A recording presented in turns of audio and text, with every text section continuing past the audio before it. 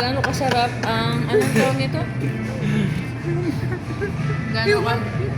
Gaano kasarap ang rare Japanese cheesecake? So rare. Kakaiba. So rare. Oh, diba? Ito yung ang Pag sarap sinabing ulit-ulitin. rare talaga. Tsaka hindi siya yung typical. Ayun! Okay, this is my order. Hindi kami binibigo ng Genki sushi. So far, everything is delicious. Sabi ang mga dapat.